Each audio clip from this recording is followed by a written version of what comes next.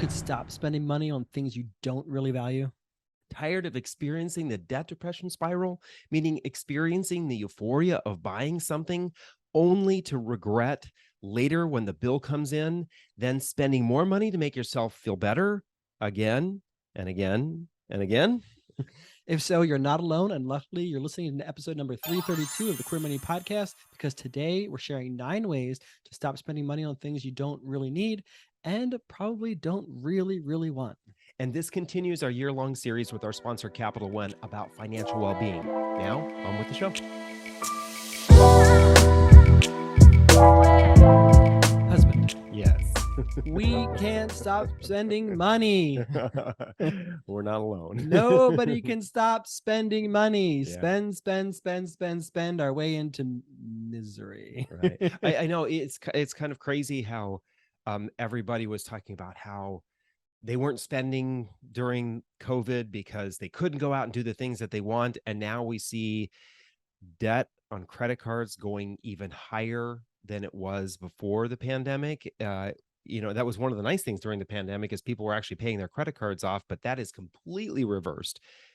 We're back to spending, and we're actually back to spending even more. Yeah, so people's discretionary spending has escalated. So the things that they don't necessarily need but more want, so travel has gone up, dining out has gone up, but then on top of that, you had factor in inflation, and so the things that people actually need has also gone up. So that makes things even harder for people. And then when you factor in shrinkflation, people are getting less for what they used to get before the pandemic.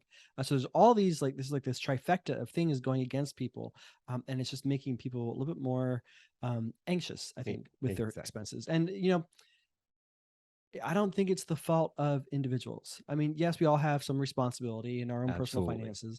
We're not completely immune to what our behaviors affecting our own lives, but we have to acknowledge the fact that there are things stacked against us. I mean, we live in a consumer society. Our betters have made a society for us designed for consumption, and every time there's a dip in spending, somebody comes out and says America needs to spend again to improve the American economy. And then, in fact, that on top of the fact that there's a whole science of people working behind the scenes trying to motivate us to spend more and more and more. I mean, I remember back in my days in retail, and I just couldn't believe the instruction manuals that would come to us and telling us how exactly to lay out and design the store in such a way that would encourage people to buy more things than they maybe otherwise intended. Yeah, I remember working in retail, and it was always what was it? Point of purchase. How do we increase the number of items at the point of purchase? How can we put something in front of people or suggest something to someone? Did you check out this, or have you seen this sale? Even when they're ready to buy, we're still saying you need to buy more. Yeah, always need to buy more. And that's exactly how grocery stores are laid out exactly to encourage people to buy more. I just learned the other day that retailers realize that in grocery stores, items that are more sort of at eye level or on middle shelf get purchased more. So they put in either the items that they want to try to get rid of, or the higher price items there that's sort of at eye level, to encourage people to buy more. Fortunately for me, I'm short, so I can't even see that high. Well, it kind of makes me think, okay, so has top shelf liquor moved to the middle shelf, and now you want middle shelf liquor because it's actually the top shelf liquor? It's interesting that you say that. I have noticed that when you go to some retailers, even liquor stores or state stores, if you're in Pennsylvania, the top shelf doesn't always have the most expensive items anymore. People have figured that out, and they know exactly where they want to look or not look, so they don't buy things they don't really need. But now retailers are thinking, okay, we're going to chase your eyes. We're going to figure out where your eyes go. Right. And then on top of that, you've got Christmas music. Some stores starts in Halloween, and you just told me about this crazy thing I didn't know about. Right. Christmas and July sales. People, we are actually now being encouraged to, whether it's buy gifts for people in July or buy gifts in July for December, which can be a good tactic for spreading your spending. But more often than not, what that Christmas in July is really doing is encouraging people to spend money now and spend money later, because they're not going to discourage us from spending money in November and December, Yeah. right? So it really is just they're trying to get a bigger share of the wallet. You bastards. And we're a lot of what we've talked about thus far has been mostly brick and mortar stores, but the online retailers are just as sneaky. Yes, they are. So let's not give them a pass. They know exactly what they're doing. Facebook ads. So Instagram shop. Instagram. Exactly. So last year, our Crew Money podcast sponsor, Capital One, did a study, post-pandemic study, to sort of gauge how folks were feeling about their finances post-pandemic. They called it their Capital One Financial Wellbeing Survey, and we did a deep dive into that on episode 276 of the Queer Money podcast. But what we wanted to dive a little bit deeper in today was one of the questions that they asked in that survey, which was, what financial habits would you most like to change? And we were kind of surprised by some of the answers then, and are still surprised by the answers today. The most popular response was people by 44%, or at 44%, sorry, wanted to stop spending on things they don't need. Right. How do I stop spending on things I don't really need? So this isn't stopping spending on things that I actually need. This is the discretionary portion of your budget. How do I stop spending on things I don't really need? Yeah. Yeah. I think that it's interesting. Nearly half of people said that they wanted to stop spending money on things that they don't need. And I kind of couple that with, we've talked about this before, the data that came out, and I know it was reported in CNBC, but I can't remember where the data came from, who surveyed or found it. 47% of millennials saying that they were spending money they didn't have to keep up with their friends. Right. So couple the buying things we don't need along with feeling compelled to spend money we don't have. No wonder people are talking about, how do I change my spending habits? Yeah. The second most popular response in that survey from Capital One was people wanted to stop their impulse spending by 41% respondents said that. And that's not necessarily things that you don't need or value.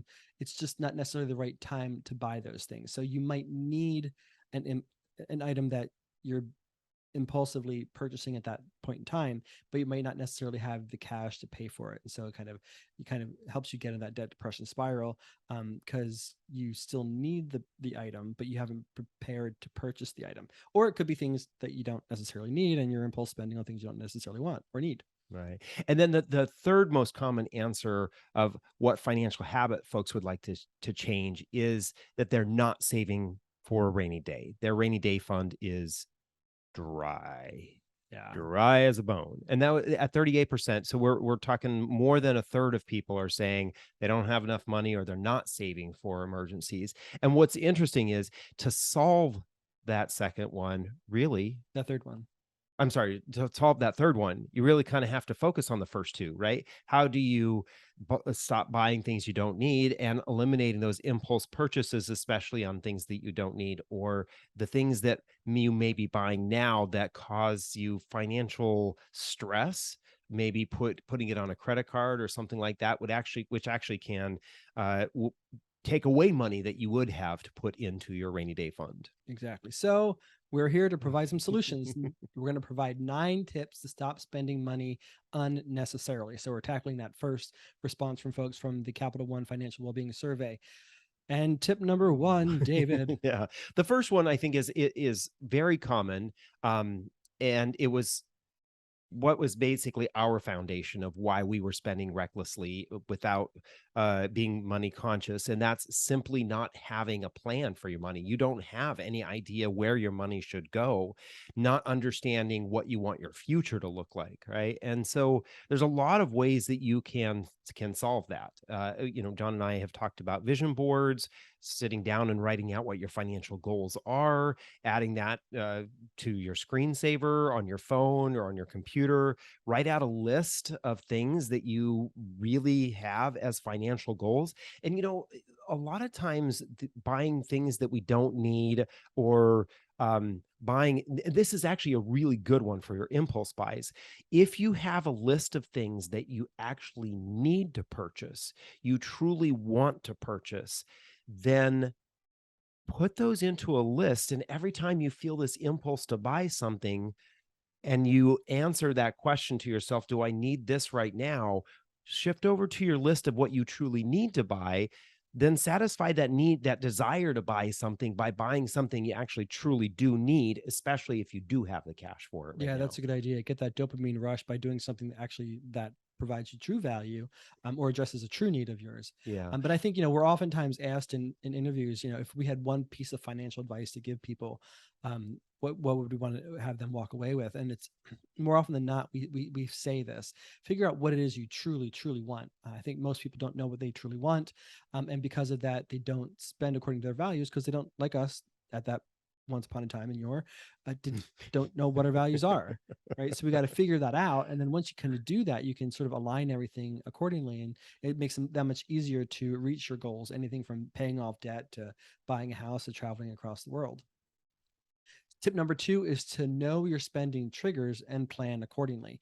We all have our weak moments, like after work, right? Between the drive from work to home is really hard for some people. They got to stop somewhere. Once upon a time, we couldn't pass the liquor store on our way home or from Whole work Foods. or Whole Foods. Yeah. So know what your spending triggers are and do what you can to try to avoid those spending triggers. We did a deep dive into spending triggers and 5 ways to fight them on episode 170 of the Queer Money podcast. But your triggers might be a hard day or a good day, or you might have that friend you can't Or trust. Target, right? For some folks, and I see this meme going around a lot about I just don't go to Target anymore, and that's actually true. Your trigger might actually be walking into the store. So if you're not prepared when you walk into the store, I don't know how many times I've done this. I walk into the store and I need one thing, and I almost feel an existential crisis maybe to walk up to the line to get into the line to check out or do self checkout with one thing, and I'm almost like I have this moment where I have to stop and say, okay, what else should I buy, what else do I need to buy, right? And so that could be your trigger. Your trigger is going to the store. So if that's your trigger, make sure you go prepared. Yeah, I think that sort of speaks to the science of how stores are designed, right? They've made it so that, I mean, we've laughed about this before, but at every checkout counter now everywhere has multiple little things you can just throw into your bag or your basket to add a couple of dollars here and there that you don't really need. And none of us are immune to it, right? No. I mean, I don't know how many times I looked over at John and I said, "Do you want that?" Yeah. Do Just you, the other day, it's a he's re, like, it's a I'm re, on a it's diet right always now. And it's just a the other day, he reason. goes, Do you want a Reese's peanut butter cup? Yes, I do. But one, I don't need the calories. And no, we don't need to spend the money. Right. So tip number 3. All right. Use only cash. What? Yeah, No. I know this is Now you sound like K-Fed. Get rid of the penny. right. Well, it's for a lot of folks today, especially I would say millennials and centennials. This is so, you sound like an okay boomer, right? This is such an old thing to do, is to carry cash. But the data shows over and over again, people who use debit cards typically spend about 12% more than they would if they were using cash. People use credit cards typically spend about 18% more than they would when we were using cash. And it is that kind of add-on effect, right, that can happen. It's the add the appetizer, it's add the whatever is at point of purchase at the checkout stand, it's add that extra, okay, oh, I look great in this, maybe I should get it in another color too, right? And you wouldn't normally do that if you had cash, because you wouldn't have the money to be able to do that, right? Yeah, it sort So of forces guardrails for you. If you only have X number of dollars in your wallet, you can't spend any more than that. Otherwise, you're washing dishes at the restaurant before you go home. although I will say for some folks, this may actually be a trigger, right? So some folks, if they have cash in their wallet, then they will spend money that on things Burn, that they baby, shouldn't, burn. right?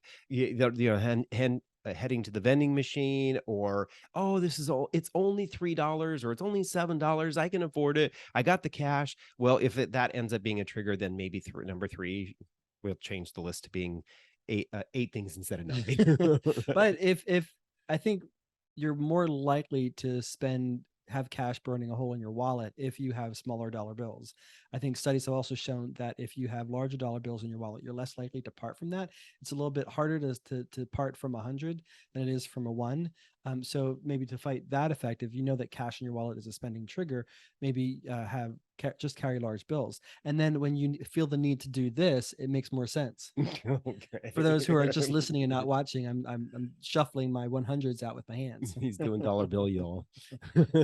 All right, number 4, John. Number 4, remove digital wallet apps from your phone and credit card information from PayPal and other websites. So we've all gotten Okay, used. boomer. Yeah. So technology can be great, but it can also hurt us. And we have to keep in mind that Apple isn't just making these devices, Google isn't just making these devices to make our life easier. One, they want to track us a little bit more accurately, and two, they're trying to get us to spend money we don't necessarily want to spend, whether it's on a game or it's on a CD. And people can still buy CDs these days. Yeah. And not a certificate of deposit. Yeah. So, manage the devices that are trying to control you. Control the robots. Don't let them control you. So go into your app, remove Google Pay, remove Apple Pay from your phone. Actually, I don't know. Can you remove that? Because it's native to if you have an iPhone, right? You just have remove your credit card from it. You can't use it if it doesn't have any of the information to be able to pass it on to the bank. Remove the Cash App. Or unsign up, unsubscribe, unsubscribe from the Apple card, right? Apple has a card or a way for you to basically bank through them, so you may have to get rid of that. Yeah, do whatever you need to do to update your PayPal, update your Venmo, all of that. Make sure that those things aren't encouraging you. It's super great to have that convenience. But studies are showing that convenience is causing more people to spend money they don't have on things they don't necessarily need. Yeah. Number 5 is a little bit more about timing. Don't go to the grocery store when you're hungry, and don't shop at night online, right? So that pretty much means I can never go to the grocery store.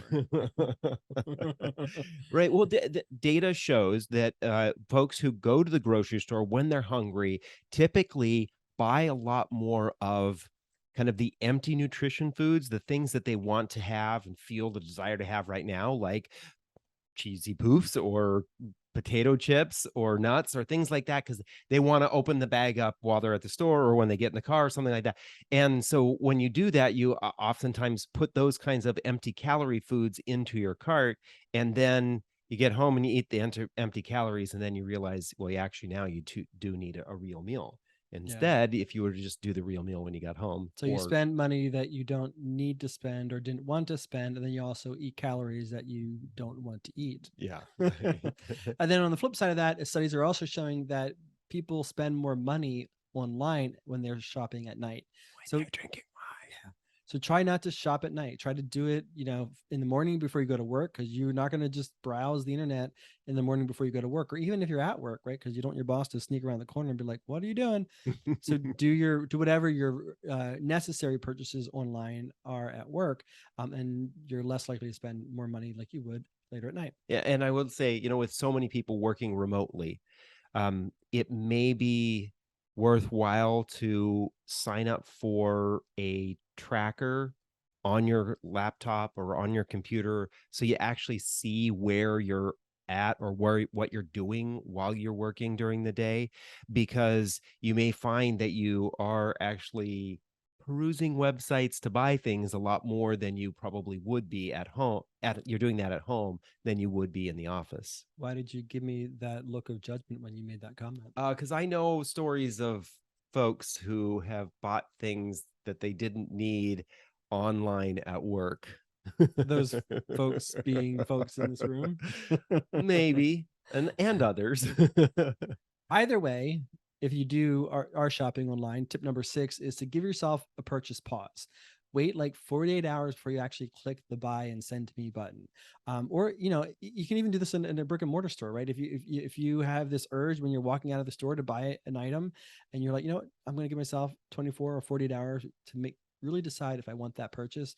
24 to 48 hours, you might not actually want that purchase. And if you're doing this online, we've shared this many times before, but if you save that in your cart for too long, sometimes you'll get a discount either from the platform or from the product maker that can give you a discount on that product. So if you absolutely really want it, a little bit of patience might give you a discount. All right. Number 7, scrub your social media feeds. So this one is probably harder for a lot of folks, right? We get, I think data shows that we're spending anywhere between 2.5 to 3 hours a day on social media, and the average American is.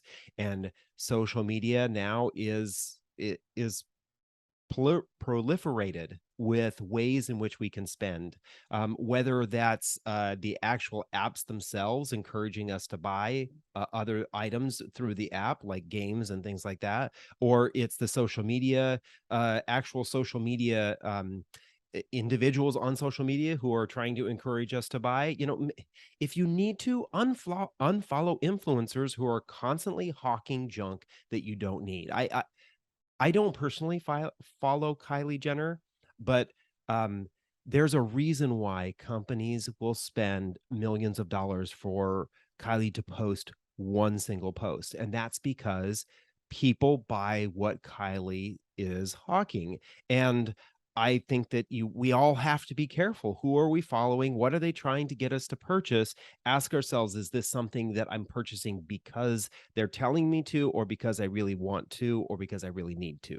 And I think, we're LGBTQ friendly here and we love our drag queens, but you have to be honest, if you're following a drag queen who's constantly selling you things and you're actually buying things that they're hawking, you might need to unfollow them. We definitely want to support them, but you also need to take care of yourself first. You can't give unless your cup runneth over. Right. And that's kind of what we're addressing here. We want to make sure your cup runneth over so you can give and give and give wholeheartedly. Right. RuPaul and Trixie are millionaires For a reason. for a reason.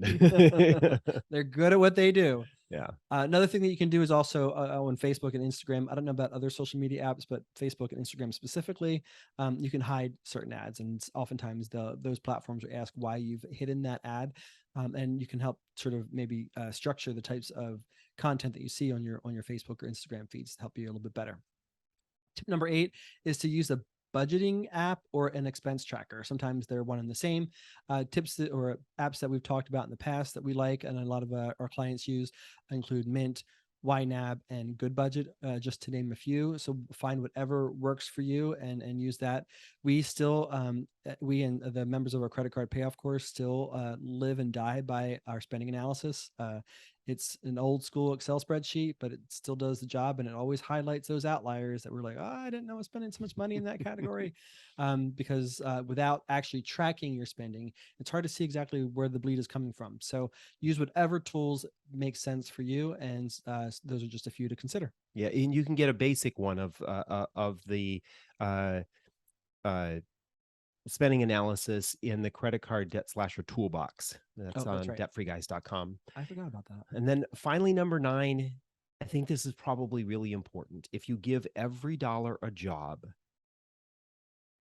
then you know exactly what you want to spend your money on. You know exactly where that money needs to go. And what's interesting is when you do that, you set aside money for the things that are important to you, as well as money for the future. And I think that's one of the big reasons why people want to stop spending money on things that are unnecessary, is because they know they're not necessarily putting aside money for the things that are important, not only today, but also tomorrow. Yeah, most people know either exactly how much money they're going to get every pay period, or have at least a ballpark estimate that's pretty accurate of what they're going to get every pay period. And the idea there is to know exactly where every penny is going, from paying off bills to putting money towards emergency savings, or even putting money towards in a fund that allows you to sort of spend money on whatever you want, just for the fund account. But be very strategic with where every dollar goes, and you're less likely to spend um, egregiously on things you don't really want. Yeah, I think one of the important kind of budgeting methodologies that is really important with this one is to do the net zero budgeting. And that basically means that when you know how much money you're going to get, you know what your paycheck is, you basically spend all of that money in every single category. So you're going to spend all your money on all the bills that you have to pay first. And then, as John mentioned, you set aside money in those various categories, and make sure you do have a fun money category. Having a fun money category allows you to spend a little bit of money, but not egregiously, on things that don't necessarily matter or value to a great degree. And if you keep that amount small, then you get more money to spend on the things that are important to you, which truly gives you more satisfaction. Yeah, exactly. Yeah. So to recap, how to stop spending money unnecessarily: 1, be clear on your financial goals. 2, use science in your favor and don't let it manage you. Use only cash. Remove digital wallet apps from your phone and credit card and PayPal information from websites. Don't grocery shop when you're hungry, and don't shop online at night. Give yourself a purchase pause. Scrub social media feeds. Use the budgeting expense tracker or a budgeting app, and then give every dollar a job. Now, stay tuned for your Queer Money Takeaway. Thank you for listening to another episode of the podcast. Here's your Queer Money Takeaway from this episode.